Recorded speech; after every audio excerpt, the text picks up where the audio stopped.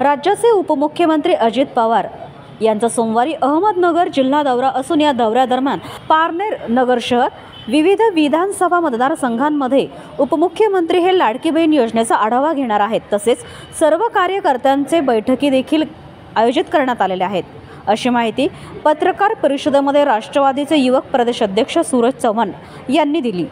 राष्ट्रवादी जिल्हाध्यक्ष बाळासाहेब नाटक, युवक शहराध्यक्ष केतन क्षीरसागर आदी उपस्थित होते। राष्ट्रवादी काँग्रेस पक्षाचे राष्ट्रीय अध्यक्ष तथा राज्याचे उपमुख्यमंत्री सन्माननीय अजितदादा पवार 22 जुलै वार सोमवारी हे अहमदनगर जिल्ह्याला येणार आहेत। ते पारनेर, अहमदनगर शहर, श्रीगोंदा आणि कर्जत या विधानसभामध्ये जाऊन महिला भगिनीशी संवाद त्या ठिकाणी साधणार आहेत।